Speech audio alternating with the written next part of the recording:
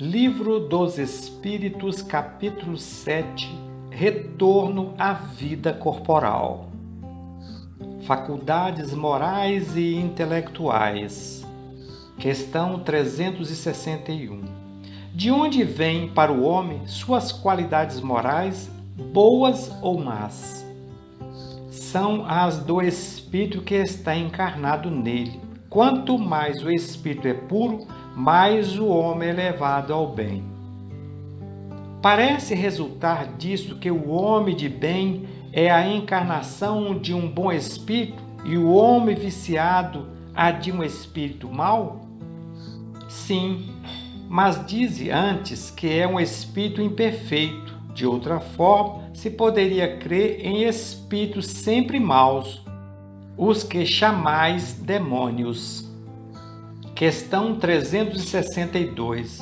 Qual o caráter dos indivíduos nos quais se encarnam espíritos travessos e levianos, de estouvados, espertalhões e algumas vezes malfazejos? Questão 363. Os espíritos têm paixões que não pertencem à humanidade? Não. De outro modo, eles vô-las teriam comunicado. Questão 364. É o mesmo espírito que dá ao homem as qualidades morais e as de inteligência? Seguramente é o mesmo, e isso em razão do grau que alcançou. O homem não tem em si dois espíritos. Questão 365. Porque homens muito inteligentes, o que evidencia neles um espírito superior, algumas vezes, ao mesmo tempo, são profundamente viciados. É que o espírito encarnado não é tão puro e o homem cede à influência de outros espíritos piores. O espírito progride através de uma insensível caminhada ascendente, mas o progresso não se realiza simultaneamente em todos os sentidos. Num período ele pode avançar em ciência, em outro em moralidade.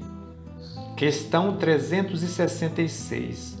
Que pensar da opinião segundo a qual as diferentes faculdades intelectuais e morais do homem seriam o produto de diferentes espíritos encarnados nele e tendo cada um uma aptidão especial? Refletindo, reconhece-se que é absurda. O espírito deve ter todas as aptidões para poder progredir. Lhe é necessário uma vontade única.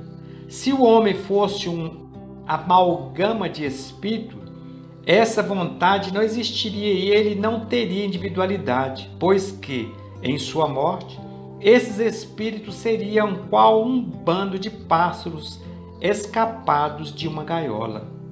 O homem lamenta, frequentemente, não compreender certas coisas e é curioso ver como multiplica as dificuldades, enquanto que tem sob a mão uma explicação muito simples e natural.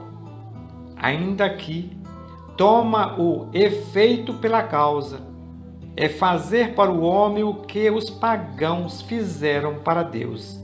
Acreditavam em tantos deuses quanto há fenômenos no universo, mas entre eles as pessoas sensatas não viam nesses fenômenos senão efeitos tendo por causa um Deus único. Influência do organismo. Questão 367. O espírito, unindo-se ao corpo, se identifica com a matéria?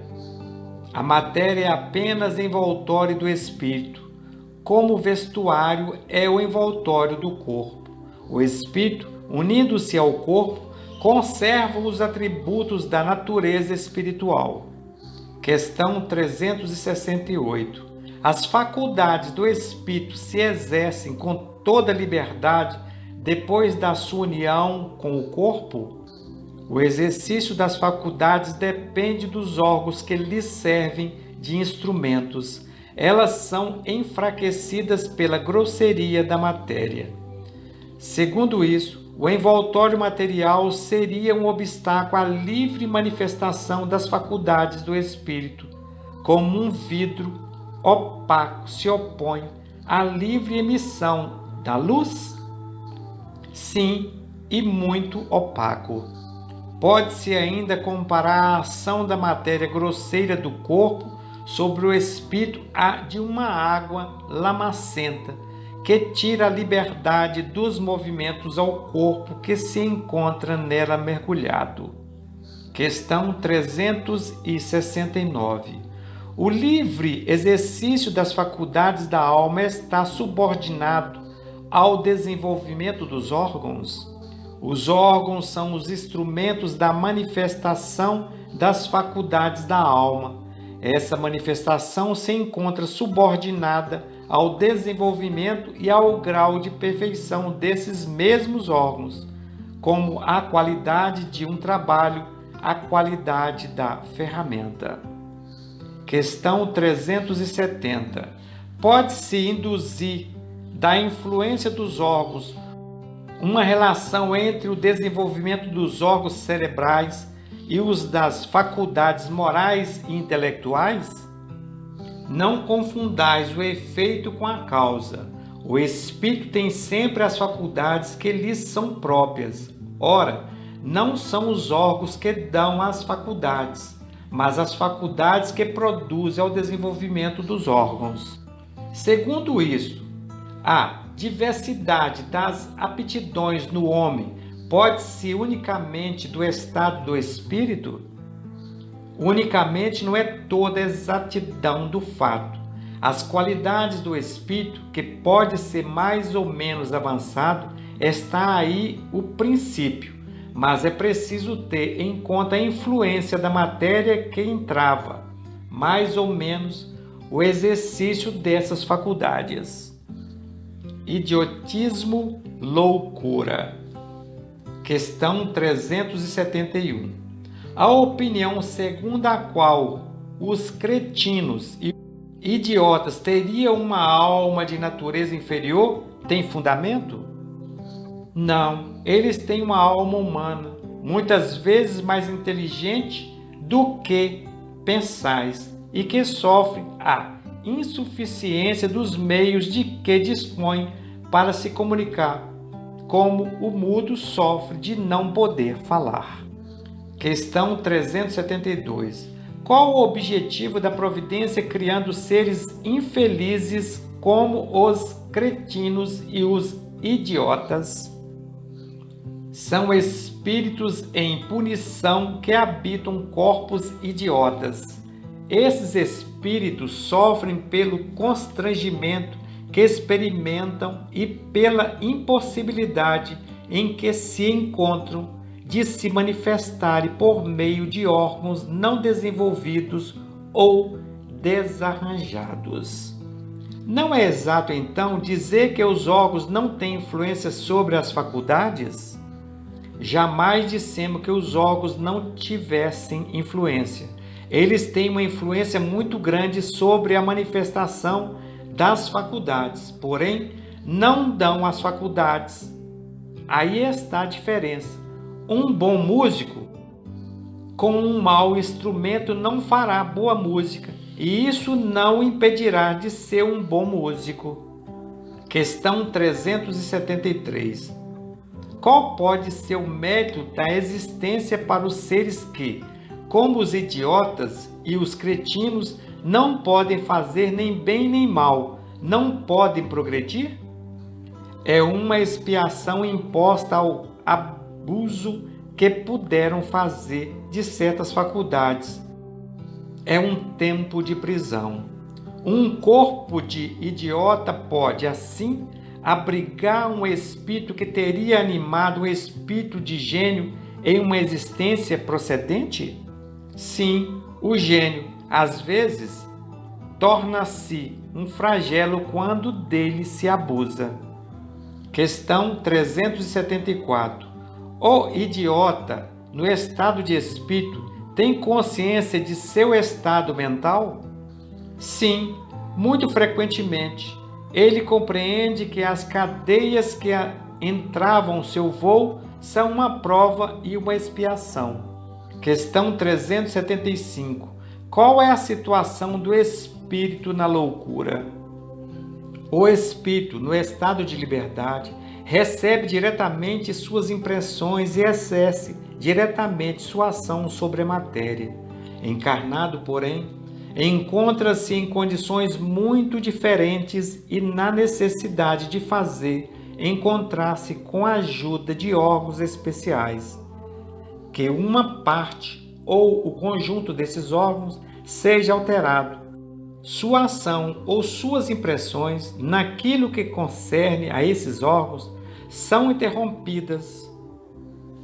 Se ele perde os olhos, torna-se cego. Se for o ouvido, torna-se surdo. E assim, etc. Imagina agora que o órgão que preside aos efeitos da inteligência e da vontade seja parcial ou inteiramente atacada ou modificada. E te será fácil compreender que o espírito, não tendo mais a seu serviço senão órgãos incompletos ou desnaturados, deve lhe resultar uma perturbação, da qual, por si mesmo e no seu foro íntimo, tem perfeita consciência, mas não é senhor para deter o curso. É então sempre o corpo e não o espírito que está desorganizado? Sim, mas é preciso não perder de vista que, do mesmo modo que o espírito atua sobre a matéria, esta reage sobre ela em uma certa medida, e que o espírito pode se encontrar momentaneamente impressionado pela alteração dos órgãos pelos quais se manifesta e recebe suas impressões. Pode acontecer que, com o tempo, quando a loucura durou bastante, a repetição dos mesmos atos acabe por ter sobre o espírito uma influência da qual não se livra senão depois de sua completa separação de toda impressão material. Questão 376. Por que motivo a loucura leva algumas vezes ao suicídio? O espírito sofre com o constrangimento que experimenta e com a impossibilidade em que se encontra de se manifestar livremente. Por isso, busca na morte um meio de romper os seus laços. Questão 377. O espírito do alienado se ressente depois da morte do desarranjo de suas faculdades? Pode disso se ressentir algum tempo depois da morte, até que esteja completamente desligado da matéria, como o homem que acorda se ressente algum tempo da perturbação em que o sono o mergulha. Questão 378. Por que a alteração do cérebro pode reagir sobre o espírito depois da morte? É uma lembrança. Um peso oprime o espírito, e como ele não teve conhecimento de tudo o que se passou durante sua loucura, precisa sempre um certo tempo para se pôr ao corrente. É por isso que, quanto mais durar a loucura durante a vida, muito mais tempo dura a opressão. O constrangimento depois da morte, o espírito liberto do corpo se ressente, há algum tempo, da impressão dos seus laços.